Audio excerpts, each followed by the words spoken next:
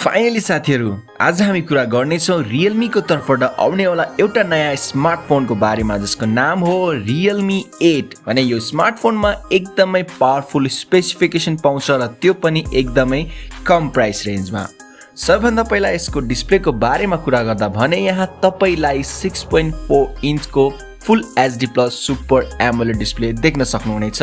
साथमा यहाँ एउटा पंच होल पाउँछ फ्रन्ट सेल्फी क्यामेराको लागि। अनि फ्रेन्ड्स, मैले पहिले भनिसके कि यो फोनमा एकदमै राम्रो पर्फर्मेन्स पाउँछ किनकि यसमा तपाईलाई MediaTek को Helio G95 को octa-core प्रोसेसर र यहाँ तपाईलाई 4GB RAM, 128GB internal storage, 6GB RAM, 128GB internal storage र 8GB RAM, 128GB internal storage. तर नेपाली बजारमा Realme ले एउटै मात्र भ्यारिएन्सलाई लन्च गर्ने कुरा गरिरहेको छ 8GB RAM, 128GB internal storage वालामा। साथमा पछाडी क्वाड क्यामेरा सेटअप देख्न सक्नुहुनेछ र त्यो पनि स्क्वायरी बक्सी डिजाइनको साथमा।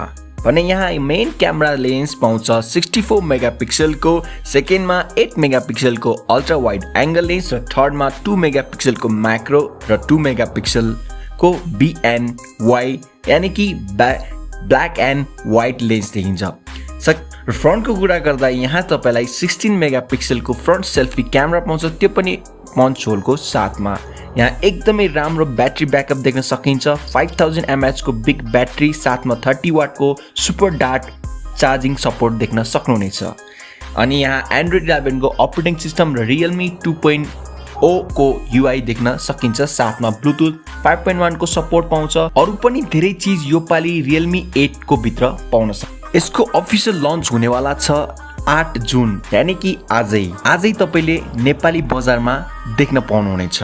यसको प्राइसकै कुरा गर्ने हो भने Realme ले एउटा मात्र भ्यारिएन्सलाई लन्च गर्ने कुरा आइरहेको छ 8GB RAM, 128GB internal storage वाला हो भने त्यसको प्राइस 28000 भन्दा कम हुनेवाला बताइरहेको छ।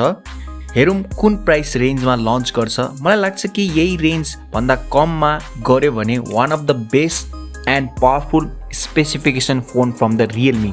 सो तपाईलाई के लाग्छ Realme 8 कस्तो छ तपाई मलाई तल कमेन्ट सेक्सनमा भन्न सक्नुहुनेछ। र यस्तै नयाँ इन्ट्रेस्टिङ भिडियोको लागि कीप वाचिङ।